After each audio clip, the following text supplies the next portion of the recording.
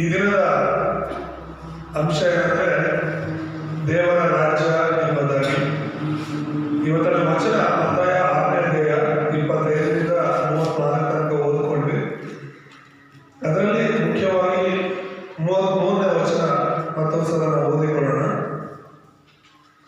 ಹೀಗಿರುವುದರಿಂದ ನೀವು ಮೊದಲು ದೇವರ ರಾಜ್ಯಕ್ಕಾಗಿಯೂ ನೀತಿಗಾಗಿಯೂ ತವಕ ಪಡಿರಿ, ಇವುಗಳ ಕೂಡ ಅವೆಲ್ಲವೂ ನಿಮಗೆ ದೊರಕುವವು.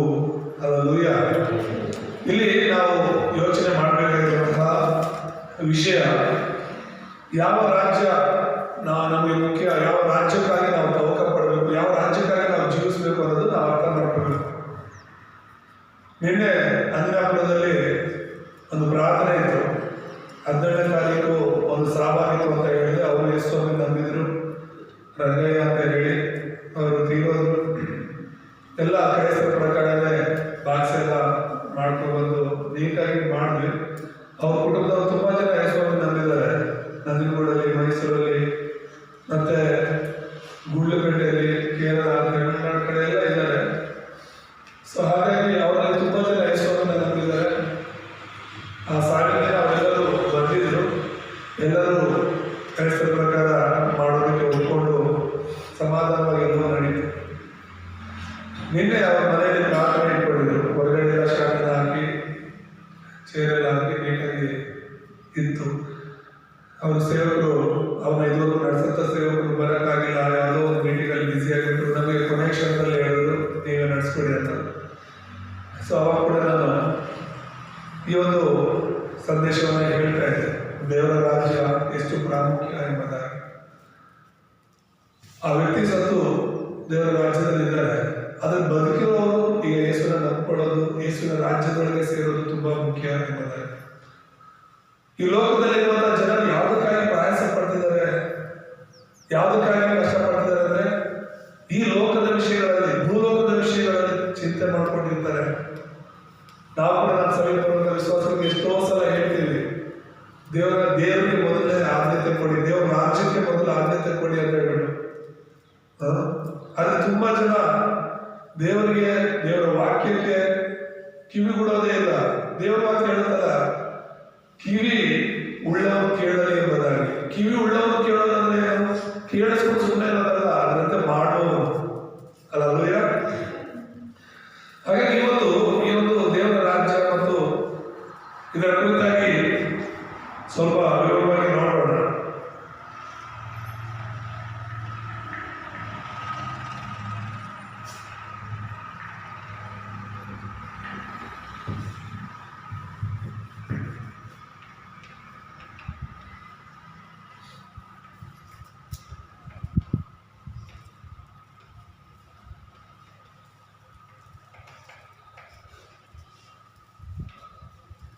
ದೇವರ ರಾಜ್ಯ, ಇಲ್ಲಿ ದೇವರ ರಾಜ್ಯ ಎಷ್ಟು ಪ್ರಾಮುಖ್ಯವಾಗಿದೆ, ಅದನ್ನ ಯಾಕೆ ಹುಡುಕಬೇಕು, ಹೇಗೆ ಹುಡುಕಬೇಕು ಅನ್ನೋದ್ರ ಬಗ್ಗೆ ಹೇಳ್ತಾ 25ನೇ ವಚನದಿಂದಲೂ ಕೂಡ ತುಂಬಾ ಸ್ಪಷ್ಟವಾಗಿ ಮಾತಾಡ್ತಿದ್ದಾರೆ. ಪರಿಚಯದಲ್ಲಿ ಅದನ್ನು ಹೇಳ್ಕೊಳ್ಳೋ ಒಂದು 3 ವಿಷಯಗಳನ್ನ ಧ್ಯಾನಿಸೋಣ.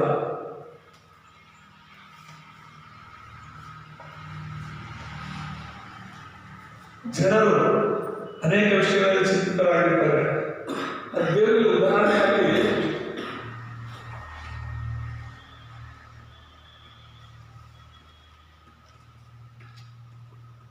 ಹಕ್ಕಿಗಳ ಬಗ್ಗೆ ಮಾತನಾಡ್ತಿದ್ದಾರೆ. ಹಕ್ಕಿಗಳು ಚಿಂತಿಸುವುದಿಲ್ಲ ಎಂಬುದಾಗಿ.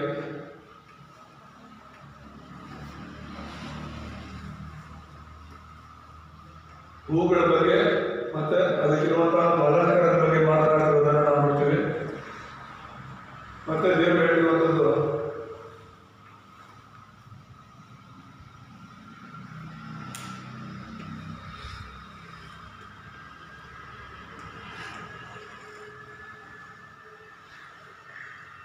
ಅಜ್ಞಾನಿಗಳ ಬಗ್ಗೆ ಮಾತನಾಡ್ತಾರೆ. ಎಲ್ಲರೂ ಸ್ವಲ್ಪ ಯೋಚನೆ ಮಾಡೋಣ. ದೇವರು ಮಾತನಾಡ್ತಿದ್ದಾರೆ, ದೇವರು ಉದಾಹರಣೆಗೆ ಮಾತನಾಡ್ತಾರೆ ಅಂದ್ರೆ ಎಷ್ಟು ಪ್ರಾಮುಖ್ಯವಾಗಿರುತ್ತೆ. ಮೊದಲು ದೇವರು ಹೇಳ್ತಿರೋದು, ಹಕ್ಕಿಗಳು ಏನ್ ಮಾಡುವಂತೆ ಏನ್ ಮಾಡೋದು ಅಂದ್ರೆ ಯಾವ್ದಾದ್ರು ಹಕ್ಕಿ ಯಾವ್ದಾದ್ರು ಪ್ರಾಣಿಗಳು ಚಿಂತೆ ಮಾಡ್ತಾ ಕೂತಿರೋ ನೋಡಿದ್ದೀರಾ? ಮನುಷ್ಯರನ್ನೇ ಚಿಂತೆ ಮಾಡೋದು. ಅದಕ್ಕೆ ಮನುಷ್ಯರಿಗೆ 108 ಕಾಯಿಲೆಗಳು, BP, ಶುಗರ್, ಅದು ಇದು ಅಂತ ಹೇಳ್ಬಿಟ್ಟು ಎಲ್ಲ ತರದ ಕಾಯಿಲೆಗಳು ಯಾರಿವೆ? ಮನುಷ್ಯರಿಗೆ. ಯಾಕಂದ್ರೆ ದೇವರು ಅನ್ಕೊಂಡಾಗೆ ನಾವು ಜೀವಿಸ್ತಿಲ್ಲ. ಹಕ್ಕಿಗಳು ಯಾವುದ್ರ ಬಗ್ಗೆ ಚಿಂತೆ ಮಾಡಲ್ಲ. ಇಡೀ ಲೋಕದಲ್ಲಿರುವಂತಹ ಸೃಷ್ಟಿ ಬಗ್ಗೆ ದೇವರು ಮಾತನಾಡ್ತಾರೆ. ಆದ್ರೆ ಅದರಲ್ಲಿ ಹಕ್ಕಿಗಳನ್ನ ನಾವು ಉದಾಹರಣೆಗೆ ತೆಗೆದುಕೊಂಡ್ರೆ, ನಾಳೆ ಏನ್ ತಿನ್ನಬೇಕು, ನಾಳೆ ಏನ್ ಕುಡಿಬೇಕು ಅಂತ ಯೋಚನೆ ಮಾಡೋದೇ ಇಲ್ಲ, ಚಿಂತೆ ಮಾಡೋದೇ ಇಲ್ಲ. ನಾವು ಎಷ್ಟಾದ್ರೂ ಎಲ್ಲ ನನಗೆ ಬೇಕು, ಎಲ್ಲ ನನಗೆ ಬೇಕು ಅಂತ ಎಲ್ಲ ಕೂಡಿಸಿ ಇಟ್ಕೊಳ್ತೀವಿ. ಇನ್ನೊಬ್ರಿಗಿಲ್ಲ ನನಗೆ ಬೇಕು ಅಂತ ಹೇಳ್ಬಿಟ್ಟು ನಾವೇ ಕೂಡಿಸಿ ಇಟ್ಕೊಳ್ತೀವಿ. ಆದರೆ ಹಕ್ಕಿಗಳು ಯಾವುದು ಅನ್ನೋದನ್ನ ಮಾಡೋಣ. ನಾಳೆ ಏನ್ ಮಾಡ್ಬೇಕು, ಎಲ್ಲಿ ಹೋಗ್ಬೇಕು, ಎಲ್ಲಿ ನನ್ಗೆ ಊಟ ಸಿಗುತ್ತೆ ಅಂತ ಚಿಂತೆ ಮಾಡೋಣ. ಯಾರು ಸಾಕಿದಾರಂತ ಅವ್ರಿಗೆ? ನಿಮ್ಮ ಮನೆಯಲ್ಲಿರುವಂತ ಒಂದು ಹಸು ಇದೆ, ಎಮ್ಮೆ ಇದೆ, 4 ಕೋಳಿ ಇದೆ ಅಂದ್ರೆ ಸಾಕಾಗಲಿ ಚಿಂತೆ. ನಾನು ಚರ್ಚ್ಕೊಂಡ್ಬಿಟ್ರೆ ನನ್ನ ಹಸು ಯಾರು ಸಾಕ್ತಾರೆ, ನಾನು ಚರ್ಚ್ಕೊಂಡ್ರೆ ಇನ್ನೂ 4 ಮರಿ ಯಾರು ಸಾಕ್ತಾರೆ, ಮಧ್ಯಾಹ್ನ ತನಕ ಊಟ ಇಲ್ಲ ಸಾಯಂಕಾಲ ಅಂತ ಹೇಳ್ಬಿಟ್ಟು. ಹಾಗಾದ್ರೆ ಕಾಡಲ್ಲಿರುವಂತಹ ಕೋಟ್ಯಾಂತರ ಪ್ರಾಣಿಗಳನ್ನ ಯಾರು ಸಾಕ್ತಿದ್ದಾರೆ? ಊಟ ಇಲ್ಲ ಯಾವ್ದಾದ್ರು ಪ್ರಾಣಿ ಸಾಕ್ತಿದೆಯಾ? ನಾವು ಮಧ್ಯಾಹ್ನ ತನಕ ನಮ್ಮ ಹಸುಗೆ ನೀರು ಕೊಟ್ಟಿಲ್ಲ ಅಂದ್ರೆ, ಹುಲ್ಲು ಕೊಟ್ಟಿಲ್ಲ ಅಂದ್ರೆ ಏನೋ ಸತ್ತೇ ಹೋಗುತ್ತೆ ಅಂತ ಯೋಚನೆ ಮಾಡ್ತೀವಿ. ಸಭೆಗೂ ಬಂದ್ರೆ ನಾವೇ ಮಾಡ್ತೀವಿ, ಅವುಗಳ ಬಗ್ಗೆ ಹೆಚ್ಚು ಚಿಂತೆ ಮಾಡ್ತೀವಿ. ಆದ್ರೆ ಲಕ್ಷಾಂತರ ಕೋಟ್ಯಾಂತರ ಪ್ರಾಣಿಗಳು, ಪಕ್ಷಿಗಳು ಇವೆ, ಇದೇ ಇಲ್ವಾ ಕಾಡಲ್ಲಿ? ಅವುಗಳೆಲ್ಲ ದೇವರು ಸಾಕ್ತಿದ್ದಾರೆ. ಯಾವುದು ಹೊಟ್ಟೆಗಿಲ್ಲದೆ ಊಟ ಇಲ್ಲದೆ ಸತ್ತೋಗ್ತಿಲ್ಲ ಪ್ರಾಣಿಗಳು. ಎರಡನೇ ಉದಾಹರಣೆ ದೇವರು ಹೇಳಿದ್ರು, ಹೂಗಳ ಬಗ್ಗೆ ಹೇಳ್ತಾ ಇದ್ದಾರೆ. ಆ ಹೂವು ಬೆಳಗ್ಗೆ ಅರಳಿ ಸಂಜೆಗೆ ಬಾಡಿ ಹೋಗುತ್ತೆ, ಹೌದಲ್ಲ? ಯಾವುದೇ ಹೂವು ಬೆಳಗ್ಗೆ ಅರಳಿ ಸಂಜೆಗೆ ಬಾಡಿ ಹೋಗುತ್ತೆ. ಆದ್ರೆ ಆ ಹೂವಿನ ದೇವರು ಎಷ್ಟೊಂದು ಅಲಂಕಾರ ಕೊಟ್ಟಿರ್ತಾರೆ, ಎಷ್ಟು ಸುಂದರವಾಗಿರುತ್ತೆ. ಒಂದು ಹೂವಿಗಿಂತ ಒಂದು ಹೂವು, ಅದರ ಬಣ್ಣ, ಅದರ ರೂಪ ಎಷ್ಟು ಅಂದವಾಗಿರುತ್ತೆ. ನಾನು ಹೇಳ್ತಿರೋದು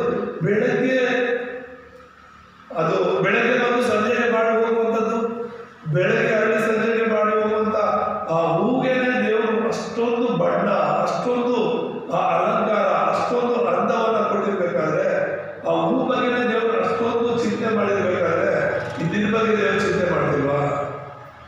ಬೆಳಗ್ಗೆ ಬಂದು ಸಂಜೆಗೆ ಮಾಡುವಂತ ಹೂವನ್ನೇ ದೇವರು ಅಷ್ಟೊಂದು ವಿಚಿತ್ರವಾಗಿ ಸೃಷ್ಟಿ ಮಾಡಿ ಅದನ್ನ ನೋಡ್ಕೊಳ್ತಿದ್ದಾರೆ. ಅಂದ್ರೆ ನೀನು ಅದಕ್ಕಿಂತ ಶ್ರೇಷ್ಠ ತಾನೆ. ಹಕ್ಕಿಗಳಿಗಿಂತ ನಾವು ಶ್ರೇಷ್ಠ, ಹೂಗಳಿಗಿಂತ ನಾವು ಶ್ರೇಷ್ಠ. ಇನ್ನು ದೇವರು ನಮ್ಮ ಜೀವಿತವನ್ನ ಎಷ್ಟು ಅಂದವಾಗಿ ಮಾರ್ಪಡಿಸ್ಬೋದು. ಹಲ್ಲೆಲೂಯ. ಆದ್ರೆ ನಾವು ಯಾರಾಗಿದ್ದೇವೆ? ಅಜ್ಞಾನಿಗಳಾಗಿದ್ದೇವೆ. ದೇವರಿಗೆ ಅಜ್ಞಾನಿಗಳ ಬಗ್ಗೆ ಮಾತನಾಡ್ತಾರೆ. ಯಾರು ಅಜ್ಞಾನಿಗಳು? ಯಾವುದ್ರ ಬಗ್ಗೆ ಚಿಂತೆ ಮಾಡ್ತಾರೆ ಅವರು? ಊಟದ ಬಗ್ಗೆ. ಚರ್ಚಿಗೆ ಬಂದು ಪಾಸ್ಟರ್ ಅವರು ಬಿರಿಯಾನಿ ಮಾಡಿದ್ರು ಕ್ರಿಸ್ಮಸ್ ದಿನ. ನಿಮ್ಮ ಮನೆಗಳಿಗೂ ಬಂದು ಯಾರಾದರೂ ಊಟ ಮಾಡ್ಕೊಂಡು ಹೋಗಿರ್ತಾರೆ. ನಾವು ಹೇಳೋ ಮಾತುಗಳಿಗಿಂತ ಅವ್ರು ಊಟ ಮಾಡೋದ್ರ ಬಗ್ಗೆ ಜಾಸ್ತಿ ಮಾತಾಡ್ತಾರೆ. ಚೆನ್ನಾಗಿದ್ರೆ ಚೆನ್ನಾಗಿದೆ, ಇಲ್ಲ ಅಂದ್ರೆ ಚೆನ್ನಾಗಿರ್ಲಿಲ್ಲ ಅಂತ ಊಟದ ಬಗ್ಗೆ ಜಾಸ್ತಿ ಚರ್ಚೆಗಳು. ಎಲ್ಲೇ ಹೋದ್ರು ಕೂಡ ಅವ್ರು ಏನ್ ಮಾಡಿದ್ರು, ಏನ್ ಕೊಟ್ಟರು, ಏನ್ ತಿಂದ್ರು ಅನ್ನೋದ್ರ ಬಗ್ಗೆ ಚರ್ಚೆ ಇದೆ.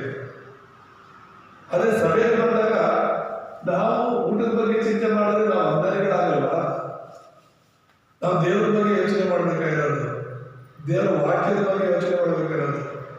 ಕ್ರಿಸ್ಮಸ್ ದಿನ ಯಾವ್ದ್ರ ಬಗ್ಗೆ ವಾಕ್ಯ ಕೇಳಿದ? ಏನ್ ಅಂಶ? ಸ್ತೋತ್ರ. ಯಾರ ಬಗ್ಗೆ ಕೇಳಿದ್ರೆ ಮಹೇಶ್ ಅಂತಿದ್ದಾರೆ, ನಾನು ಬಂದಿರಲಿಲ್ಲ ಅಷ್ಟೇ, ನಾನು ಎಸ್ಕೇಪ್. ಬಂದಿದ್ರೆ ನೆನ್ಪಿಡ್ತಿದ್ದು ನನಗೆ. 4 ದಿನದಿಂದ ಕೊಟ್ಟ ವಾಕ್ಯ, 4 ದಿನ ಇಮ್ಮಾನುವೇಲ,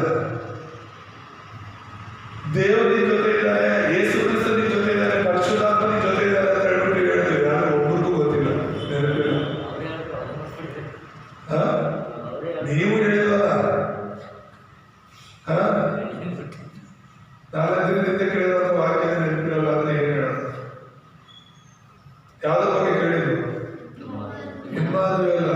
ಇದೇ ಮತ್ತಾಯ ನಿಮ್ಗೆ ಯಾವ್ದು ನೆನಪಿರಲ್ಲ ವಾಕ್ಯ ಅಂದ್ರೆ ಹೇಗೆ ಇನ್ನು ದಾರಿ ಮಕ್ಕಳು ಬಿದ್ದ ಬೀಜ ತರ ಇದೆಯೇ ಇದು ಸೈತಾನ ಬಂದು ಹಿಂಗೆ ತಂದು ಬಿಡ್ತಾರೆ ಮನಸ್ಸಿಂದ. ಕಳೆದ ಒಂದು ಮೆಸೇಜ್ ಗೊತ್ತಿಲ್ಲ ಅಂದ್ರೆ ಇನ್ನು ವಾರ ವಾಕ್ಯ ಹೇಳ್ತಿರ್ತೀವಿ. ಯಾವ್ದು ನೆನಪಿರ್ತದೆ?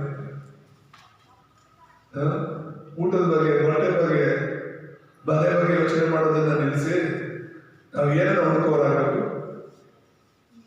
ದೇವರ ರಾಜ್ಯವನ್ನು. ಅಲ್ಲೂಯ. ನಿನಗೆ ಊಟ ಬೇಕು ಅಂತ ದೇವ್ರಿಗೆ ಗೊತ್ತು, ನಿನಗೆ ಬಟ್ಟೆ ಬೇಕು ಅಂತ ದೇವ್ರಿಗೆ ಗೊತ್ತು, ನಿನಗಿರಕ್ ಮನೆ ಬೇಕು ಅಂತ ದೇವ್ರಿಗೆ ಗೊತ್ತು. ಗೊತ್ತಿಲ್ವಾ? ಗೊತ್ತಿದೆಯೇ ಇಲ್ವಾ?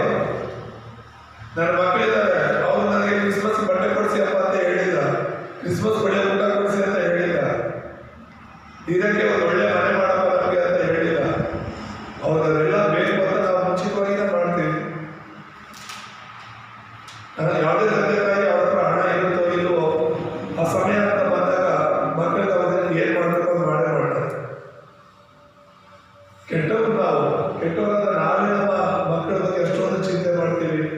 ಅವ್ರನ್ನ ಚೆನ್ನಾಗಿ ನೋಡ್ಕೋಬೇಕು, ಅವ್ರಿಗೆ ಏನು ಕಡಿಮೆ ಆಗಬಾರ್ದು ಅಂತ ಅವ್ರ ಬಗ್ಗೆ ನಾವು ಅಷ್ಟು ಕಷ್ಟಪಟ್ಟು ಇದು ಮಾಡ್ತೀವಿ ಅಂದ್ರೆ ನಮ್ಮ ದೇವರು ಒಳ್ಳೆ ದೇವರು. ಅಲ್ಲೂಯ. ನಮ್ಮ ದೇವರು ನಮ್ಮ ಬಗ್ಗೆ ಪ್ರತಿದಿನ ಚಿಂತೆ ಮಾಡ್ತಾ ಇದ್ದಾರೆ. ಅದಕ್ಕೆ ಹೇಳೋದು, ನಿನ್ನ ಚಿಂತಾಭಾರವನ್ನ ಆತನ ಮೇಲೆ ಹಾಕು, ನೀನ್ ಚಿಂತೆ ಮಾಡ್ಕೊಂಡು ಕೂತ್ಕೋಬೇಡ, ನಿನಗೋಸ್ಕರ ಚಿಂತಿಸೋದಕ್ಕೆ ನಿನಗೆ ನಿನ್ನ ದೇವರಿದ್ದಾರೆ ಅಂತ. ಅನೇಕ ಸರಿ ನಾವು ಅಂಗಡಿಗಳಾಗಿ ಊಟದ ಬಗ್ಗೆ, ಬಟ್ಟೆ ಬಗ್ಗೆ, ಮನೆ ಬಗ್ಗೆ, ಕೆಲಸದ ಬಗ್ಗೆ ಚಿಂತೆ ಮಾಡ್ಕೊಂಡು ಕೂತಿರ್ತೀವಿ. ನಾವು ಹುಡುಕ್ಬೇಕಾಗಿರೋದು ಇವುಗಳಲ್ಲ, ಇವು ಅವಶ್ಯಕತೆ ನಮಗೆ. ಅದಕ್ಕೆ ಕಳೆದ ಭಾನುವಾರ ವಾಕ್ಯ ಕೊಟ್ಟಿದ್ದೆ, ಸರಿಯಾದ ಪ್ರಾರ್ಥನೆ ಅಂತ ಹೇಳಿ. ಏನಂತ? ಸರಿಯಾದ ಪ್ರಾರ್ಥನೆ ಯಾವ ರೀತಿ ಮಾಡಬೇಕು ಅಂತ. ಮೊದಲು ದೇವರಿಗೆ, ಅದು ಪರಲೋಕಕ್ಕೆ ಸಂಬಂಧಪಟ್ಟದ್ದು, ಆಮೇಲೆ ನಮಗೆ ಭೂಲೋಕಕ್ಕೆ ಸಂಬಂಧಪಟ್ಟಂಥದ್ದು, ಆಮೇಲೆ ಶಾಶ್ವತವಾಗಿರುವಂತಹ ಒಂದು ಪ್ರಾರ್ಥನೆಯನ್ನು ನಾವು ಮಾಡೋರಾಗಿರ್ಬೇಕು ಅಂತ ಹೇಳ್ಬಿಟ್ಟು. ಸೊ ಹಾಗಾಗಿ ನಾವು ಯಾವ ರೀತಿ ಪ್ರಾರ್ಥನೆ ಮಾಡ್ತಿದ್ದೀವಿ ಅನ್ನೋದು, ನಾವು ಯಾವುದ್ರ ಬಗ್ಗೆ ಚಿಂತೆ ಮಾಡ್ತಿದ್ದೀವಿ ಅನ್ನೋದು ಗೊತ್ತಾಗುತ್ತೆ. ಒಂದು ವೇಳೆ ನಾವು ದೇವ್ರ ಬಗ್ಗೆ, ದೇವ್ರ ರಾಜ್ಯವನ್ನು ಹುಡುಕ್ತಾ ಇದ್ರೆ ನಮ್ಮ ಪ್ರಾರ್ಥನೆ ಕೂಡ ಅದರ ತಕ್ಕಂತೆ ಇರುತ್ತೆ. ಇಲ್ಲ ನಾವು ಶಾರೀರಿಕವಾಗಿ ನಮ್ಮ ಬಗ್ಗೆನೇ ಚಿಂತೆ ಮಾಡ್ತಿದ್ರೆ ನಾವು ಮಾಡೋ ಅರ್ಧ ಗಂಟೆ 1 ಗಂಟೆ ಪ್ರಾರ್ಥನೆಯಲ್ಲಿ ಬರೀ ಶಾರೀರಿಕವಾದ ಅವಶ್ಯಕತೆಗಳಿರುತ್ತೆ. ನೀನು ಕೇಳೋದಕ್ಕೂ ಮುಂಚೆ ನಿನಗೆ ಏನ್ ಬೇಕು ನಿನ್ನ ದೇವರು ಗೊತ್ತಿದೆ ಅಂತ ಕಳೆದ ವಾರ ನಾವು ನೋಡ್ಬೇಕು.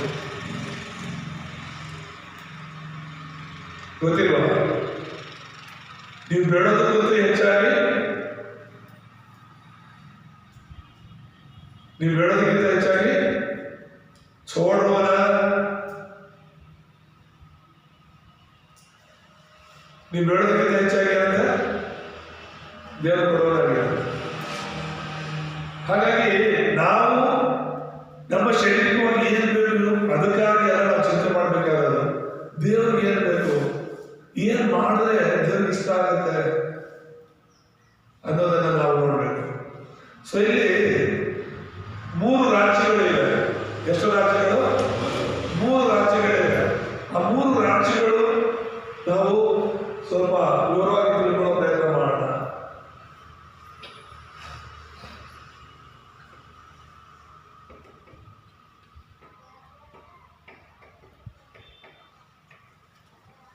ಮೊದಲನೇದು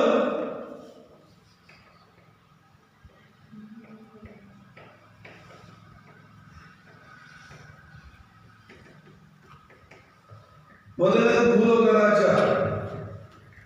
ಈ ಭೂಮಂಡಲ, ಆಕಾಶ ಮಂಡಲ, ವಾಯುಮಂಡಲ ಮತ್ತು ಭೂಮಂಡಲ ಅಂತ ನಾವೇನ್ ಹೇಳ್ತೀವಿ. ಆ ರೀತಿ ಮೊದಲನೇ ನೋಡ್ತಾ ಇರೋದು ನಾವಿರುವಂತಹ ಈ ರಾಜ್ಯ ಭೂಲೋಕ. ಈ ಭೂಲೋಕದಲ್ಲಿ ಯಾರು ದೊಡ್ಡವರು, ಯಾರು ಯಜಮಾನ ಅಂತ ಹೇಳಿದ್ರೆ ಮನುಷ್ಯ. ಆದಿಕಾಂಡ 1:22 ದೇವರು ಹೇಳ್ತಾನೆ, ನೀನು ಈ ಭೂಮಿ ಮೇಲಿರುವಂತದ್ದನ್ನ ಮತ್ತೆ ನೀರಲ್ಲಿರುವಂತ, ಸಮುದ್ರದಲ್ಲಿರುವಂತಹ ಎಲ್ಲ ಜಲಚರ ಪ್ರಾಣಿಗಳ ಮೇಲೆ, ಪಶು ಪಕ್ಷಿಗಳ ಮೇಲೆ ನೀನೇನ್ ಮಾಡ್ಬೇಕು? ಸ್ವಾಧೀನ ಮಾಡಿಕೊಂಡು ದೊರೆತನ ಮಾಡಬೇಕು ಅಂತ. ಭೂಲೋಕವನ್ನ ಆಳುವಂತಹ ಅಧಿಕಾರ ದೇವರು ನಮಗೆ ಕೊಟ್ಟಿದ್ದಾರೆ. ಅಲ್ಲೂಯ. ನಾನು ಹೇಳ್ತಿರುವಂತದ್ದು ಸತ್ಯ ವಾಕ್ಯಗಳು, ಇದನ್ನ ಗಮನ ಕೇಳಬೇಕು. ತುಂಬಾ ಮುಖ್ಯವಾದ ಒಂದು ಸಂದೇಶ. 3 ರಾಜ್ಯಗಳ ಬಗ್ಗೆ ನಾವು ತಿಳ್ಕೋಬೇಕು. ಈ ಭೂಲೋಕ ರಾಜ್ಯದಲ್ಲಿ ದೇವರು ಎಲ್ಲ ದೊರೆತನ ನಮಗೆ ಕೊಟ್ಟಿದ್ದಾರೆ. ಈ ಭೂಲೋಕದಲ್ಲಿ ನಮಗೆ ಅವಶ್ಯಕವಾಗಿರುವಂಥದ್ದು ಏನು ಅಂತ ಹೇಳಿದ್ರೆ ವಾಕ್ಯದಲ್ಲಿ ನೋಡಿದ ಹಾಗೆ ಊಟದ ಅವಶ್ಯಕತೆ ಇದೆ, ಮತ್ತೆ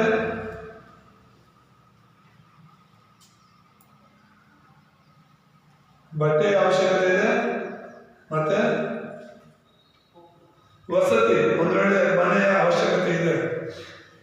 ಈ ಭೂಲೋಕದಲ್ಲಿ ನಮಗೆ ಬೇಕಾಗಿರುವಂತಹ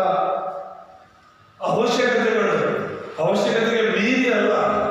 ಪ್ರತಿಯೊಬ್ಬರು ಕೂಡ ಪ್ರತಿದಿನ ಊಟ ಬೇಕಾಗುತ್ತೆ, ಪ್ರತಿದಿನ ಬಟ್ಟೆ ಬೇಕಾಗುತ್ತೆ, ಪ್ರತಿದಿನ ಮನೆ ಬೇಕಾಗುತ್ತೆ ವಾಸ ಮಾಡೋದಕ್ಕೆ ಎಂಬುದಾಗಿ ನಾವು ನೋಡ್ತೇವೆ. ಸೊ ಈ ಭೂಲೋಕದಲ್ಲಿ ಬೇಕಾಗಿರುವಂತದ್ದು ಇದಕ್ಕಿಂತ ಹೆಚ್ಚಿನ ಬೇಕಾ ನಮಗೆ? ಪ್ರತಿಯೊಬ್ಬರು ಕೂಡ ಊಟ ಬೇಕು, ಪ್ರತಿಯೊಬ್ಬರಿಗೂ ಬಟ್ಟೆ ಬೇಕು, ಪ್ರತಿಯೊಬ್ಬರಿಗೂ ಇದಕ್ಕೆ ಮನೆ ಬೇಕು. ಇದಕ್ಕಿಂತ ಹೆಚ್ಚಿನದು ಏನಾದರೂ ಬೇಕಾ ನಮಗೆ ಅಂದ್ರೆ ಅವಶ್ಯಕತೆ ಇಲ್ಲ. ಒಂದ್ ವೇಳೆ ನಮ್ಗೆ ಎಷ್ಟೇ ಆಸ್ತಿ ಅಂತಸ್ತು ಇದ್ರು, ಈಗ ನನ್ನ ಹತ್ರ ಒಂದು 20 ಎಕರೆ ಜಮೀನಿದೆ ಅಂತ ಹೇಳಿದ್ರೆ 3 ತಿನ್ನೋದಕ್ಕಿಂತ 4 ತಿನ್ನಕ್ಕಾಗದ ಊಟ ನಾನು ಒಂದು ಜೊತೆ ಬಟ್ಟೆ ಹಾಕೋದಕ್ಕಿಂತ 2 ಜೊತೆ ಹಾಕೊಳ್ಳ ಜೊತೆಗೆ ಒಟ್ಟಿಗೆ. ಯಾಕಂದ್ರೆ ನಾನು ಶ್ರೀಮಂತ, ತುಂಬಾ ಬಟ್ಟೆ ಇದೆ, ತುಂಬಾ ದುಡ್ಡಿದೆ ಅಂತ ಹೇಳ್ಬಿಟ್ಟು ಒಟ್ಟಿಗೆ 2 ಬಟ್ಟೆ ಹಾಕೊಳ್ಳ, ಒಂದೇ ಜೊತೆ ತಾನೇ ಹಾಕಾಗೋದು ಎಷ್ಟೇ ಇದ್ರು ಕೂಡ. ಸೊ ನಾನು ಹೇಳೋದನ್ನ ಅರ್ಥ ಮಾಡ್ಕೊಳ್ಳಿ, ಈ ಭೂಲೋಕ ರಾಜ್ಯದಲ್ಲಿ ಮನುಷ್ಯರಿಗೆ ಊಟ, ಬಟ್ಟೆ, ವಸತಿ ಬೇಕು ಅಂತ ನಿನಗೆಷ್ಟು ಗೊತ್ತಿದೆಯೋ ನಿನ್ನ ದೇವರಿಗೆ ಅದಕ್ಕಿಂತ ಹೆಚ್ಚಾಗಿ ಗೊತ್ತಿದೆ. ಅದಕ್ಕೋಸ್ಕರ ಭೂಲೋಕ ದೇವರು ನಿನಗೋಸ್ಕರ ಕೊಟ್ಟಿರೋದು, ಭೂಲೋಕದಲ್ಲಿರುವಂಥದ್ದೆಲ್ಲವೂ ಕೂಡ ದೇವರು ನಿನಗೋಸ್ಕರ ಕೊಟ್ಟಿರೋದು. ಆದ್ರೆ ಈ ಭೂಲೋಕದಲ್ಲಿ ಇದ್ದುಕೊಂಡು ನಾವು ಇನ್ನೂ 2 ಕಣ್ಣಿಗೆ ಕಾಣದಿರುವಂತಹ ರಾಜ್ಯಗಳಿವೆ. ಆ ಯಾವ ರಾಜ್ಯಕ್ಕೋಸ್ಕರ ನೀನು ತವಕ ಪಡ್ತಿದ್ಯಾ, ಜೀವಿಸ್ತಿದ್ಯಾ ಅನ್ನೋದು ನೀನು ಯೋಚನೆ ಮಾಡಬೇಕು. 2ನೇ ರಾಜ್ಯ ಬಂದ್ಬಿಟ್ಟು ಸೈತಾನನ ರಾಜ್ಯ. ಯಾವುದು? ಸೈತಾನನ ರಾಜ್ಯ ಎಂಬುದಾಗಿ ನಾವು ನೋಡ್ತೇವೆ. ಇದನ್ನ ಎಫೆಸಿ 2ನೇ ಅಧ್ಯಾಯ 2ನೇ ವಚನದಲ್ಲಿ ನಾವು ನೋಡ್ಬೋದು. ಇಲ್ಲಿ ಬರ್ದಿರೋದು ಏನಂದ್ರೆ ವಾಯುಮಂಡಲ ಎಂಬುದಾಗಿ. ಯಾವ ಮಂಡಲ? ವಾಯುಮಂಡಲದ ಅಧಿಪತಿ ಈ ಸೈತಾನ ಎಂಬುದಾಗಿ. 2 ರಾಜ್ಯಗಳಿವೆ. ಈಗ ನಾವೆಲ್ಲರೂ ಕೂಡ ಯೇಸುವಿನ ನಂಬಿರೋರು, ನಂಬದಿರೋರೆಲ್ಲರೂ ಈ ಭೂಲೋಕದಲ್ಲಿ ಇದ್ದೀವಿ. ಆದ್ರೆ ಈ ಭೂಲೋಕದಲ್ಲಿರುವಂತಹ ಮನುಷ್ಯರು ಒಂದಲ್ಲ ಇನ್ನೊಂದು ರಾಜ್ಯಕ್ಕೆ ತವಕ ಪಡ್ತಿದ್ದಾರೆ, ಆಸೆ ಪಡ್ತಿದ್ದಾರೆ. ಅದು ಒಂದು ಸೈತಾನ ರಾಜ್ಯ ಆಗಿದ್ರೆ, ಇನ್ನೊಂದು ದೇವರ ರಾಜ್ಯ ಎಂಬುದಾಗಿ. ಈ ಸೈತಾನನ ರಾಜ್ಯ ಅನ್ನುವಂಥದ್ದು ಈ ಒಂದು ಮಧ್ಯಾಕಾಶದಲ್ಲಿ ಇದ್ದುಕೊಂಡು ಸೈತಾನನು ಈ ಲೋಕದಲ್ಲಿ ಆಳ್ವಿಕೆ ಮಾಡ್ತಾ ಇದ್ದಾರೆ ಎಂಬುದಾಗಿ ನೋಡ್ತೇವೆ. 3 ವಚನಗಳನ್ನ ನಾವು ನೋಡುವಾಗ, ಮೊದಲನೇದಾಗಿ ಯೋಹಾನ 16:11ನೇ ವಚನದಲ್ಲಿ ನೋಡಿದ್ರೆ ಅಲ್ಲಿ ಇಹಲೋಕಾಧಿಪತಿ ಎಂಬುದಾಗಿ ಬರೆಯಲ್ಪಟ್ಟಿದೆ.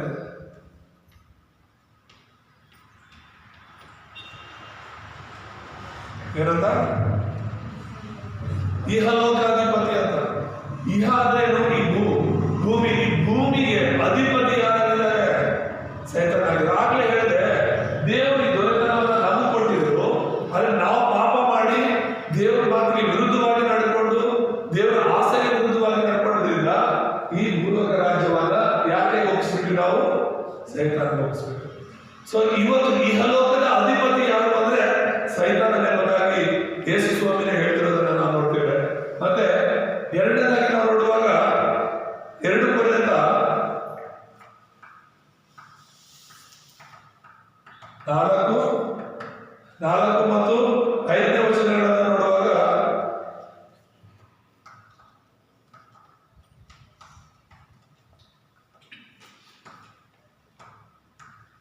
ಸೈತಾನನು ಯಾರು ಅಂತ ಹೇಳಿದ್ರೆ ಈ ಪ್ರಪಂಚದ ದೇವರು ಎಂಬುದಾಗಿ ವಚನ ಹೇಳುತ್ತೆ.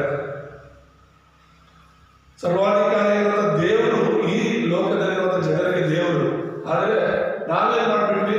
ಪಾಪ ಮಾಡಿ ದೇವರಿಂದ ದೂರ ಆಗ್ಬಿಟ್ಟು ಸೈತಾನನ ದೇವರು ಮಾಡ್ಕೊಂಡ್ವಿ. ಇವತ್ತು ಕೂಡ ಸತ್ಯ ಗೊತ್ತಿಲ್ಲದೆ ಯೇಸುವನ್ನ ನಂಬದೇ ಇರುವಂತಹ ಜನರೆಲ್ಲರೂ ಕೂಡ ಸೈತಾನನೇ ಆರಾಧನೆ ಮಾಡ್ತಾರೆ. ಅವರು ದೇವರು ಅಂತ ಆರಾಧನೆ ಮಾಡ್ತಿದ್ದಾರೆ, ಅದೇ ಅವ್ರ ದೇವರುಗಳ ಅರಿವೇ ಅಲ್ಲ. ಯಾವ ವಿಗ್ರಹಗಳು ದೇವರಾಗಲಿಕ್ಕೆ ಸಾಧ್ಯ ಇಲ್ಲ, ಯಾವ ಮೂರ್ತಿಗಳು ದೇವರಾಗಲಿಕ್ಕೆ ಸಾಧ್ಯವಿಲ್ಲ. ದೇವರು ಒಬ್ಬನೇ ಇರೋದು.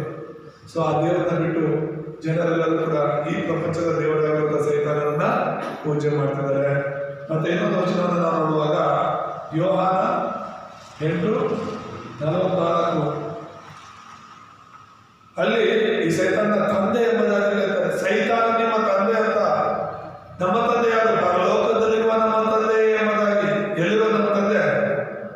ಪರಲೋಕದಲ್ಲಿರುವ ನನ್ನ ತಂದೆ ಅಂತ ನಾವು ಪ್ರಾರ್ಥನೆ ಮಾಡ್ತೀವಿ, ನಾವು ನಂಬ್ತಿದ್ದೀವಿ. ಆದ್ರೆ ಪರಲೋಕದಲ್ಲಿರುವ ದೇವರೇ ನನ್ನ ತಂದೆ ಅಂತ ಗೊತ್ತಾಗೋ ತನಕ ಕೂಡ ನಮಗೆ ಸೈತಾನನ ತಂದೆಯಾಗಿಲ್ಲ. ಈ ಲೋಕದಲ್ಲಿ ಸೈತಾನ ನಾವು ತಂದೆ ಅನ್ಕೊಂಡು ಸೈತಾನ ನಾವು ದೇವರ ಅನ್ಕೊಂಡು ಪೂಜೆ ಮಾಡ್ತಾ ಇದ್ವಿ. ಆದ್ರೆ ಇವತ್ತು ದೇವರ ಕೃಪೆಯಿಂದ ನಮ್ಮ ನಿಜವಾದ ತಂದೆ ಯಾರು ಅಂತ ಅರ್ಥ ಮಾಡಿಕೊಂಡು ಆ ತಂದೆಗೋಸ್ಕರ ನಾವು ಕ್ಷಮಿಸ್ತಾ ಇದ್ದೇವೆ. ಆದ್ರೆ ಇವತ್ತು ಕೂಡ ಈ ಪ್ರಪಂಚದಲ್ಲಿ ಈ ಸೈತಾನನು ಇಹಾಲೋಕಾಧಿಪತಿಯಾಗಿ, ಪ್ರಪಂಚದ ದೇವರಾಗಿ, ಈ ಪ್ರಪಂಚದಲ್ಲಿ ತಂದೆಯಾಗಿ ಜನರನ್ನ ಯಾಮಾರಿಸ್ತಾ ಇದ್ದಾರೆ. ವೇಷಧಾರಿಯವನು ದೇವರಲ್ಲ ಆದ್ರೆ ದೇವದೂತ ವೇಷ ಹಾಕೊಂಡಿದ್ದಾನೆ. ಅವನು ದೇವದೂತ ಅಲ್ಲ ಆದ್ರೆ ದೇವದೂತನ ತರ ವೇಷ ಹಾಕೊಂಡಿದ್ದಾನೆ. ಅವನು ಒಳ್ಳೆಯವರಲ್ಲ ಆದ್ರೆ ಒಳ್ಳೆಯ ತರ ವೇಷ ಹಾಕೊಂಡು ಜನರನ್ನ ಮೋಸ ಮಾಡ್ತಾ ಇದ್ದಾರೆ. ಇದು ಸೈತಾನನ ರಾಜ್ಯ. ಈ ಭೂಲೋಕದಲ್ಲಿ ಆ ಸೈತಾನನ ಒಂದು ಪ್ರಭಾವ ಎಷ್ಟು ಮಟ್ಟಿಗಿದೆ ಅಂತ ಹೇಳಿದ್ರೆ ಇಡೀ ಪ್ರಪಂಚ ಇವತ್ತು ಕತ್ತಲೆಯಲ್ಲಿ ನಡೀತಾ ಇದೆ. ಮೂರನೇ ರಾಜ್ಯ ಯಾವುದು?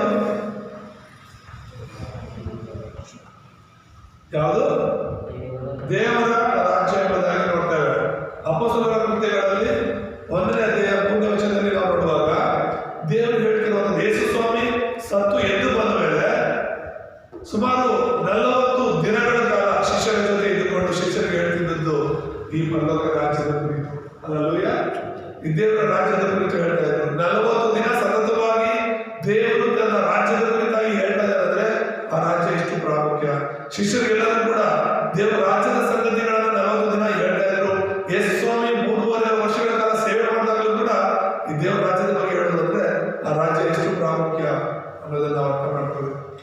ಇವತ್ತು ನಾವೆಲ್ಲರೂ ಪಾಪ ಮಾಡಿರೋದಕ್ಕೆ ಈ ಭೂಲೋಕ ರಾಜ್ಯ ನಮಗೆ ಶಾಶ್ವತ ಅಲ್ಲ. ಪ್ರತಿಯೊಬ್ಬರು ಈ ಭೂಲೋಕ ರಾಜ್ಯವನ್ನು ಬಿಟ್ಟು ಹೋಗ್ಬೇಕು. ಈ ಭೂಮಿನ ಪ್ರತಿಯೊಬ್ಬರು ಬಿಟ್ಟು ಹೋಗ್ಬೇಕು. ನಾವು ಸತ್ತು ಹೋಗ್ಬೇಕು ಈ ಭೂಮಿನ ಬಿಟ್ಟು. ಕಾರಣ ಏನಂತ ಹೇಳಿದ್ರೆ ಈ ಭೂಲೋಕ ಈಗ ವಾಸ ಮಾಡೋದಕ್ಕೆ ಯೋಗ್ಯವಲ್ಲ. ದೇವ್ರ ಮಕ್ಕಳಿರೋದಕ್ಕೆ ಯೋಗ್ಯವಲ್ಲ. ಬರೀ ಎಲ್ಲಿರೋದು ಕತ್ತಲೆ, ಪಾಪ, ವಿಗ್ರಹಾರಾಧನೆ, ಮೋಸ, ದೇವರ ವಿರುದ್ಧವಾದ ವಿಷಯಗಳನ್ನ ತುಂಬಿರೋದ್ರಿಂದ ಈ ಭೂಲೋಕ ರಾಜ್ಯ ನಮಗೆ ಶಾಶ್ವತ ಅಲ್ಲ. ಆದ್ರೆ ಈ ಭೂಲೋಕದಲ್ಲಿ ಇರೋ ತನಕ ಕೂಡ ನಾವು ಸತ್ಯವನ್ನು ತಿಳ್ಕೊಂಡು ಸತ್ಯಕ್ಕಾಗಿ ಜೀವಿಸಬೇಕು. ಇದರ ಕೆಳಗಡೆ ಒಂದು 3 ವಚನಗಳನ್ನು ನಾವು ನೋಡುವಾಗ ಮೊದಲನೇದಾಗಿ ಲೂಕ 12:1 ಯಾರಾದ್ರೂ ಓದೋಣ. ಲೂಕ 12:21.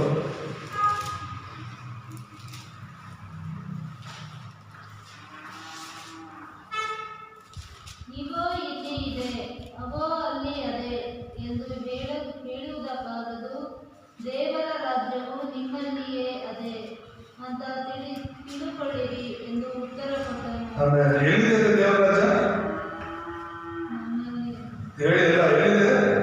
ನಮ್ಮ ಒಳಗಡೆ ಇದೆ ಎಂಬುದಾಗಿ ಯೇಸು ಸ್ವಾಮಿ ಹೇಳ್ತಾರೆ. ಈಗ ಯೇಸು ಸ್ವಾಮಿನ ನಾವು ನಂಬಿದೀವಿ ಅಂದ್ರೆ ಯೇಸು ಸ್ವಾಮಿನ ಮಧ್ಯದೊಳಗೆ ಬರ್ತಾರೆ. Hallelujah, hallelujah.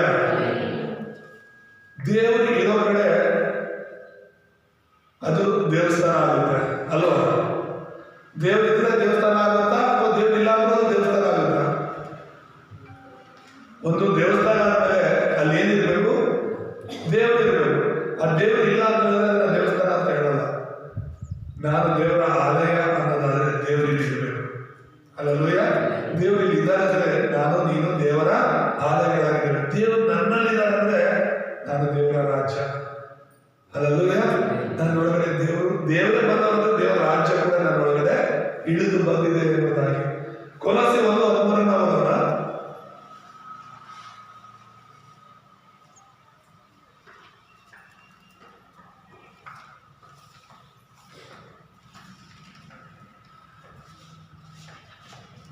ಕೊಲೊಸ್ಸೆ 1:13. ದೇವರು ನಮ್ಮನ್ನು ಅಜ್ಞಾನದ ದೊರೆತನದಿಂದ ಬಿಡಿಸಿ ತನ್ನ ಪ್ರಿಯ ಕುಮಾರನ ರಾಜ್ಯದೊಳಗೆ ಸೇರಿಸಿದನು. ಹೇಳಿದ್ವಿ ನಾವು ಮೊದಲು ನಾವು ಹೇಳ್ತಿರೋದು, ನಾವು ಓದ್ಕೊಂಡಿದ್ದು ನಮ್ಮೊಳಗಡೆ ದೇವರ ರಾಜ್ಯ ಇದೆ. ಈಗ ನಾವು ನೋಡ್ತಾ ಇರುವಂಥದ್ದು ನಾವೆಲ್ಲಿದ್ದೀವಿ, ಎಲ್ಲಿದ್ದೀವಿ ನಾವು? ತನ್ನ ಪ್ರಿಯನಾದ ತನ್ನ ಮಗನ ರಾಜ್ಯದೊಳಗೆ ನಮ್ಮನ್ನು ಸೇರಿಸಿದ್ದಾರೆ. ಅಂದ್ರೆ ದೇವರ ರಾಜ್ಯದಲ್ಲಿ ನಾವು ಇದ್ದೇವೆ. ಹಲ್ಲೆಲೂಯಾ. ದೇವರ ರಾಜ್ಯ ನಮ್ಮಲ್ಲಿದೆ, ನಾವು ದೇವರ ರಾಜ್ಯದಲ್ಲಿದ್ದೇವೆ. ಮತ್ತೆ ಮೂರನೇದಾಗಿ 2 ಪೇತ್ರ 1:11 ಹೇಳುತ್ತೆ ತುಂಬಾ ಮುಖ್ಯವಾಗಿ. ಆ ರಾಜ್ಯ ಎಂಥದ್ದು? ಎಂಥ ರಾಜ್ಯ ಅದು? 1 ಪೇತ್ರ ಓದೋಣ. 1 ಪೇತ್ರ 2 ಪೇತ್ರ 1:11. 2 ಪೇತ್ರ 1:11. ನಮ್ಮ ಕರ್ತನೂ ರಕ್ಷಕನೂ ಆಗಿರುವ ಯೇಸು ಕ್ರಿಸ್ತನ ನಿತ್ಯ ರಾಜ್ಯದಲ್ಲಿ ಪ್ರವೇಶಿಸುವ ಹಾಗೆ ದೇವರು ನಿಮಗೆ ಧಾರಾಳವಾಗಿ ಅನುಗ್ರಹಿಸುವನು. ಆಮೇಲೆ ಯಾವ ರಾಜ್ಯ ಅದು? ಎಂಥ ರಾಜ್ಯ ಅಂದ್ರೆ? Hallelujah, hallelujah. ಈ ನಾವೇಳಿದ್ರೆ ಈ ಭೂಲೋಕ ರಾಜ್ಯ ನಿತ್ಯ ರಾಜ್ಯ ಅಲ್ಲ. ಭೂಲೋಕ ರಾಜ್ಯ ನಿತ್ಯ ರಾಜ್ಯ ಅಲ್ಲ. ಅದು ಇವತ್ತಲ್ಲ ನಾಳೆ ನಾವು ಬಿಟ್ಟು ಹೋಗ್ಬೇಕು. ಒಂದ್ ವೇಳೆ ನಾವು ಶಾಶ್ವತವಾಗಿ ಭೂಲೋಕದಲ್ಲಿ ಇರಬೇಕು ಅನ್ನೋದಾದ್ರೆ ಮರಣ ಅನ್ನೋದು ನಮಗೆ ಬರ್ತಾ ಇರಲಿಲ್ಲ. ನಾವೆಲ್ಲರೂ ಪಾಪವನ್ನು ಮಾಡಿದ್ದಕ್ಕೆ ಪಾಪ ಕೂಡ ಸಂಬಳ ಏನು? ಮರಣ ಎಂಬುದಾಗಿ ವಾಕ್ಯ ಹೇಳುತ್ತೆ. ನಾವೆಲ್ಲರೂ ಪಾಪಿಗಳಾಗಿರೋದ್ರಿಂದಲೇ ನಾವು ಈ ಲೋಕವನ್ನು ಬಿಟ್ಟು ಹೋಗ್ಬೇಕಾಗಿದೆ, ನಾವು ಸಾಯಬೇಕಾಗಿದೆ ಎಂಬುದಾಗಿ ನಾವು ನೋಡ್ತೇವೆ. ಆದರೆ ಈ ಒಂದು ನಾಶವಾಗುವಂತ ರಾಜ್ಯದಿಂದ ದೇವರು ನಮ್ಮನ್ನು ಬಿಡಿಸಿ ಎಲ್ಲಿ ಸೇರಿಸಿದ್ದಾರೆ? ಯೇಸುವಿನ ನಿತ್ಯ ರಾಜ್ಯದಲ್ಲಿ ಸೇರಿಸಿದ್ದಾರೆ. ಹಲ್ಲೆಲೂಯಾ.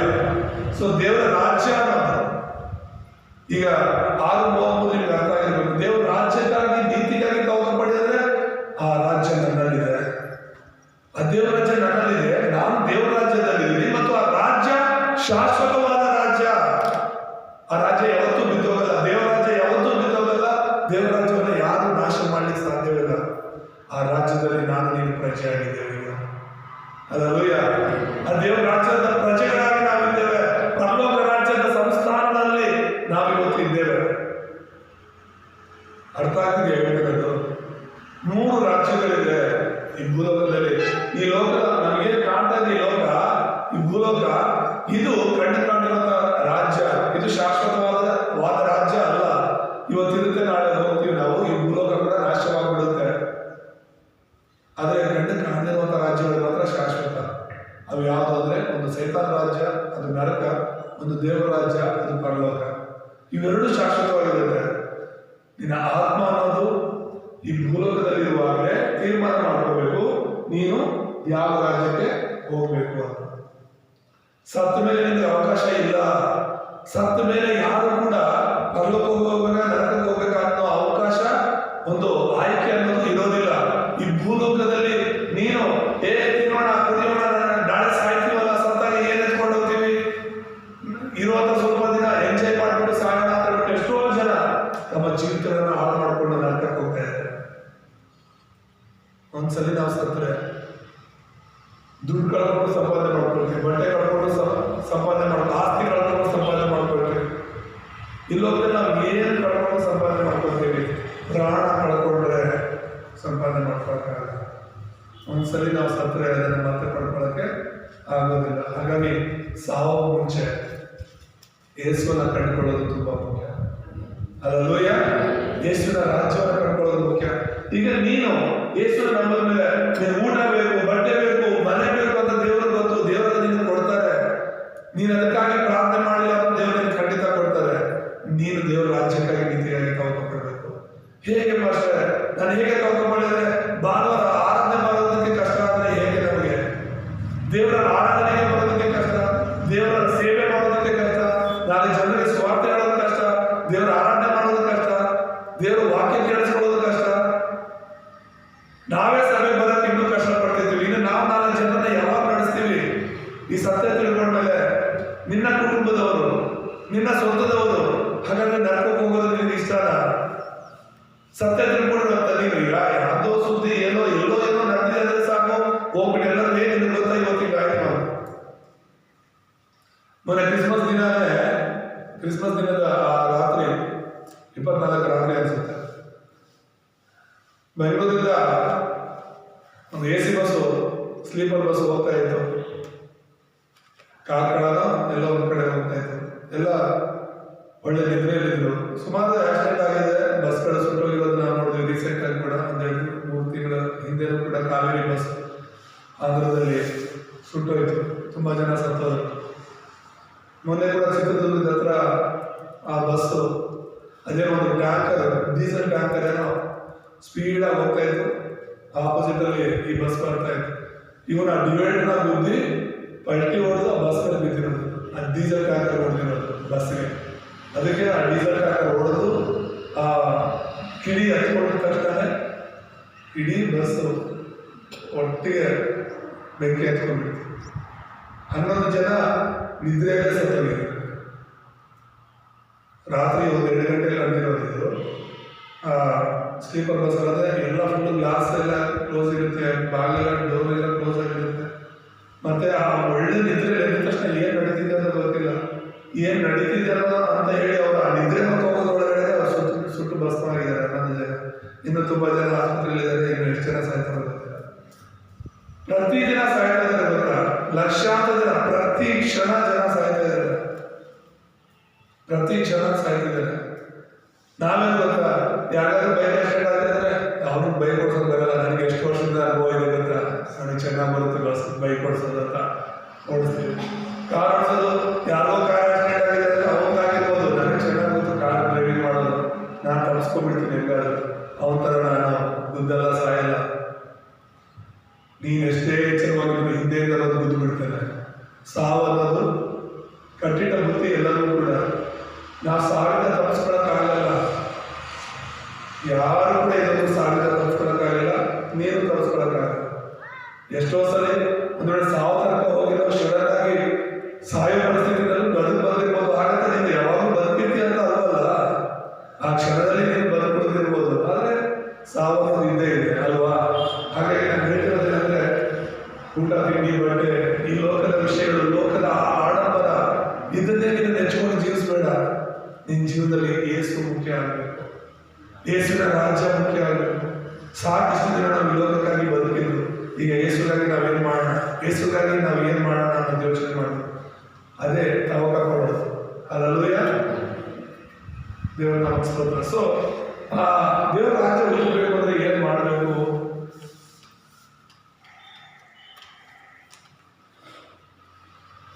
ಒಂದು 3 ವಿಷಯಗಳನ್ನು ನಾನು ಹೇಳ್ತೇನೆ. ದೇವರ ರಾಜ್ಯಕ್ಕಾಗಿ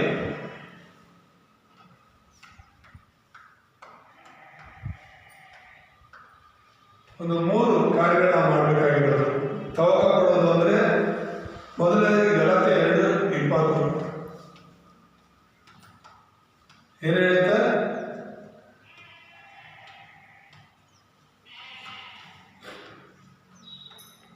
ಶಿಲುಬೆಗೆ ಹಾಕಿಕೊಳ್ಳಬೇಕು ಅಂದ್ರೆ ನನ್ನನ್ನು ನಾನು ಶಿಲುಬೆಗೆ ಹಾಕೋಬೇಕು. ದೇವರ ರಾಜ್ಯಕ್ಕಾಗಿ ನಾನು ತವಕ ಕೊಡಬೇಕು ಅಂದ್ರೆ ಮೊದಲು ನಾನು ಸಾಯಬೇಕು.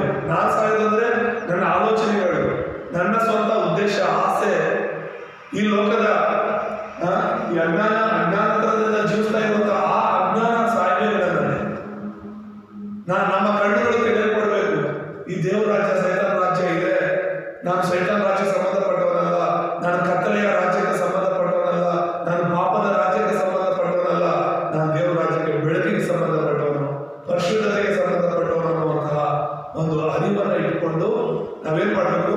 ಜೀವಿಸ್ಬೇಕು. ಹಾಗೆ ಜೀವಿಸ್ಬೇಕಾದ್ರೆ ಮೊದಲು ನನ್ನನ್ನು ನಾನು ಸಿಲುಬೆಗೆ ಹಾಕೋದು. ಅರ್ಥ ಆಗ್ತಿದೆ?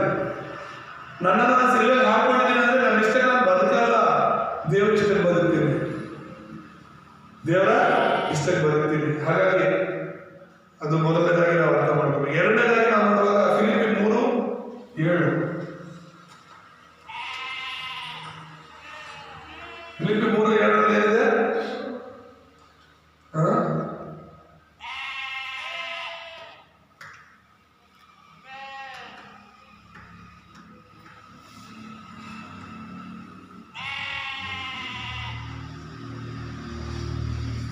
ಲಾಭವಾದನೆ ಮಾಡಬೇಕು. ನಾವು ನಷ್ಟ ಅಂತ ಹೇಳ್ತಾರೆ. ಯೇಸು ಸ್ವಾಮಿ ನಂಬ್ಕೊಂಡ ಮೇಲೆ ಕೆಲವು ನಷ್ಟಗಳು ಆಗ್ಬೋದು ನಮಗೆ. ಅಂದ್ರೆ ನಮ್ಗೆ ಲಾಭವಾದದ್ದು ಕೂಡ ನಷ್ಟ ಆಗ್ಬೋದು. ಕೆಲವರೆಲ್ಲ ಏನ್ ಹೇಳ್ತಾರೆ, ನೀವು ಯೇಸು ಸ್ವಾಮಿ ನಂಬಿದ್ಯಾ, ನಿಮಗೆ ಮನೆ ಕಲಿಯಲ್ಲ. ಕೆಲವರೆಲ್ಲ ಮನೆಯಲ್ಲಿ ನಮ್ಗೆ ದೂರ ಇಡ್ಬೋದು. ಕೆಲವರು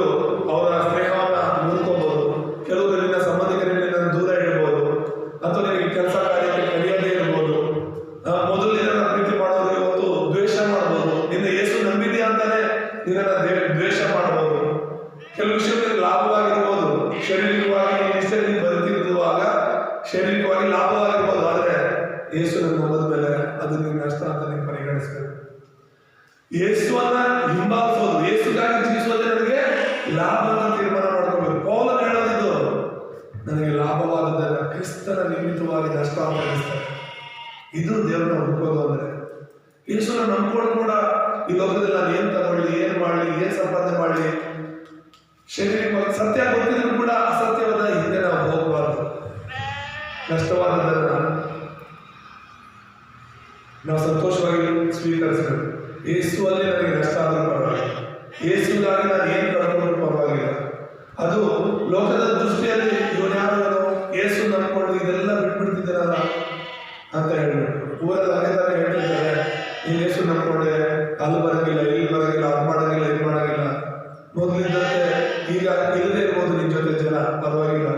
ಅದನ್ನೆಲ್ಲ ನೀನು ನಷ್ಟ ಮಾಡ್ಕೊತಿದ್ಯಾ, ಪರವಾಗಿಲ್ಲ. ಒಂದು ಯೇಸು ನಂಬಿದ್ದಕ್ಕೆ ಗಂಡ ಪ್ರೀತಿ ಮಾಡಲ್ಲ, ಅಥವಾ ಹೆಂಡತಿ ಪ್ರೀತಿ ಮಾಡಲ್ಲ, ಅಥವಾ ಮಕ್ಕಳ ಪ್ರೀತಿ ಮಾಡಲ್ಲ. ನೀನು ಯೇಸು ನಂಬಿದ್ಯಾ, ನೀನು ನಾವು ಹೇಳಿದ್ರೆ ಕೇಳ್ತಿಲ್ಲ ಅಂತ ಎಷ್ಟೋ ಮನೆಯಲ್ಲಿ ಸಮಸ್ಯೆಗಳಿರುತ್ತೆ. ಅದು ಕೂಡ ನಮಗೆ ನಷ್ಟ ಆದಂಗೆ ತಾನೆ, ನಾವು ಪ್ರೀತಿ ನಾವು ಕಳ್ಕೊತಿದ್ದೀವಿ ಅಂತ. ಆದರೆ ಯೇಸು ಪ್ರೀತಿಗಿಂತ ಬೇರೆ ಯಾವುದು ಶ್ರೇಷ್ಠವಾದ ಪ್ರೀತಿ ಇಲ್ಲ. ಯೇಸು ಪ್ರೀತಿಗಿಂತ ಶಾಶ್ವತವಾದ ಪ್ರೀತಿ ಇಲ್ಲ. ಯೇಸುವಿನ ಪ್ರೀತಿ ಏನೋ ಕೊಟ್ಟು ತಗೊಳ್ಳೋ ಪ್ರೀತಿ ಅಲ್ಲ. ಜನರ ಪ್ರೀತಿ ಏನಂದ್ರೆ ನಾವೇನ್ ಮಾಡ್ತೀವೋ ಅದನ್ನೇ ಅವ್ರು ಮಾಡ್ತಾರೆ, ನಾವೇನ್ ಕೊಡ್ತೀವೋ ಅದನ್ನೇ ಅವ್ರು ಕೊಡ್ತಾರೆ. ನಾವು ಅವ್ರನ್ನ ಪ್ರೀತಿ ಮಾಡಿದ್ರೆ ಅವರು ಪ್ರೀತಿ ಮಾಡ್ತಾರೆ, ನಾವು ಒಳ್ಳೇದು ಮಾಡಿದ್ರೆ ಅವ್ರು ಒಳ್ಳೇದು ಮಾಡ್ತಾರೆ. ಆದರೆ ಯೇಸುವಿನ ಪ್ರೀತಿ ಆ ಥರ ಅಲ್ಲ. ನಾವು ಕೆಟ್ಟವರಿದ್ದಾಗ ಅವ್ರನ್ನ ಪ್ರೀತಿ ಮಾಡ್ತಾರೆ. ಅಲ್ಲಲ್ಲೂಯ್ಯ. ಆ ಪ್ರೀತಿಗೆ ಬದಲಾಗಿ ನಾವೇನು ಕೊಡೋಕ್ಕಾಗಲ್ಲ. ಆ ಪ್ರೀತಿಗಾಗಿ ನಾವು ಏನು ಕಳ್ಕೊಂಡ್ಬಿಡೋಕ್ಕಾಗಲ್ಲ. ಆಮೇಲೆ ಮೂರನೇದಾಗಿ ದೇವರ ರಾಜ್ಯವನ್ನು ಹುಡುಕೋದು ಅಂತ ಹೇಳಿದ್ರೆ, ಈಗಾಗಲೇ ನಾನು ಹೇಳಿದಾಗೆ ಮತ್ತಾಯ 6:33 ನಾವು ನೋಡುವಾಗ ತವಕ ಪಡಬೇಕು. ಏನ್ ಪಡಬೇಕು? ದೇವರ ರಾಜ್ಯಕ್ಕಾಗಿ, ನೀತಿಗಾಗಿ ಏನ್ ಮಾಡ್ಬೇಕಂದ್ರೆ ತವಕ ಪಡಬೇಕು. ತವಕ ಪಡೋದೇನು? ಆತುರ ಪಡಬೇಕು. ಅಲ್ಲೂಯ್ಯ. ಹಂಬಲಿಸ್ಬೇಕು.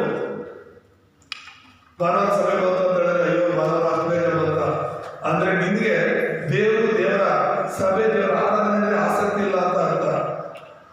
ಆರಾಧನೆ ಸಮಯ ಬಂತು, ಭಾನುವಾರ ಬಂತು ಅಂದ್ರೆ ಸಂತೋಷವಾಗಿ ಸಿದ್ಧರಾಗಿ ದೇವರ ಸನ್ನಿಧಿಗೆ ನೀವು ಬರಬೇಕು. ದೇವ್ರನ್ನ ಆರಾಧನೆ ಮಾಡಕ್ಕೆ ಬರಬೇಕು. ನೀನು ಬದುಕಿರೋದೇ ದೇವ್ರನ್ನ ಆರಾಧನೆ ಮಾಡಕ್ಕೆ. ಅಲ್ಲೂಯ್ಯ. ನಾವು ಬದುಕಿರೋದೇ ದೇವರನ್ನ ಆರಾಧನೆ ಮಾಡಲಿಕ್ಕೆ.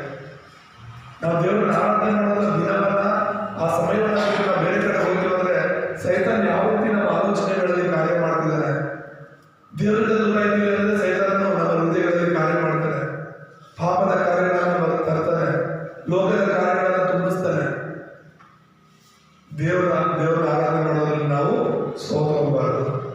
ಯಾವಾಗಲೂ ನಾವು ತವಕ ಪಡುವರಾಗ ದೇವರ ರಾಜ್ಯಕ್ಕಾಗಿ, ಅದರ ನೀತಿಗಾಗಿ ನಾವು ತವಕ ಮಾಡಬೇಕು. ಇದು ದೇವರ ರಾಜ್ಯ. ನಾವು ದೇವರಾಗಿ ಬದುಕಬೇಕಾದ್ರೆ ನಮ್ಮನ್ನು ನಾವು ಸಿಲುಬೆಗೆ ಹಾಕೋಬೇಕು. ನಮ್ಗೆ ನಷ್ಟವಾದದನ್ನ, ನಮ್ಗೆ ಲಾಭವಾದದ್ದು ಕೂಡ ನಷ್ಟ ಅಂತ ಎಣಿಸ್ಬೇಕು, ಮತ್ತು ದೇವರ ರಾಜ್ಯಕ್ಕಾಗಿ ತವಕ ಮಾಡಬೇಕು. ಆಮೇಲೆ ಈ 3 ರಾಜ್ಯಗಳನ್ನ ನೆನಪಿಟ್ಕೊಳ್ಳಿ. ಈ ಭೂಲೋಕ ರಾಜ್ಯ ನಮ್ಮ ಕಣ್ಣು ಕಾಣ್ತಿರೋದು, ನಾವು ವಾಸವಾಗಿರೋದು. ಇವತ್ತು ಇರ್ತೀವಿ, ನಾಳೆ ಹೋಗ್ತೀವಿ. ಇದಕ್ಕಾಗಿ ನಾವು ಪ್ರಯಾಸ ಪಡೋದು ಬೇಡ, ದೇವರಿಗಾಗಿ ನಾವು ಪ್ರಯಾಸ ಪಡೋಣ. ಇವಾಗ ದೇವರನ್ನು ಆಶೀರ್ವಾದ ಮಾಡಿ ಪ್ರಾರ್ಥನೆ ಮಾಡ್ಕೊಳ್ಳೋಣ. ನಮ್ಮನ್ನು ಬಹಳವಾಗಿ ಪ್ರೀತಿ ಮಾಡುವಂತ ನಮ್ಮ ತಂದೆಯ ದೇವರೇ, ನಿಮ್ಮ ಪರಿಶುದ್ಧ ನಾಮ ಸ್ತೋತ್ರವಾಗಲಿ. ಇದರಿಗೂ ಜೊತೆಯಲ್ಲಿ ನಡೆಸಿದ ದೇವರೇ, ವಾಕ್ಯದ ಮೂಲಕ ನಮ್ಮ ಸಂಗಡ ಮಾತನಾಡಿದ ದೇವರೇ, ನಿಮಗೆ ಸ್ತೋತ್ರ. ಇಲ್ಲಿ ಕೂಡಿ ಬಂದಂತ ಪ್ರತಿಯೊಬ್ಬರನ್ನು ಆಶೀರ್ವಾದ ಮಾಡಿ ನಿಮ್ಮ ಆತ್ಮದಿಂದ ತುಂಬಿಸಿರಿ ಅಪ್ಪ.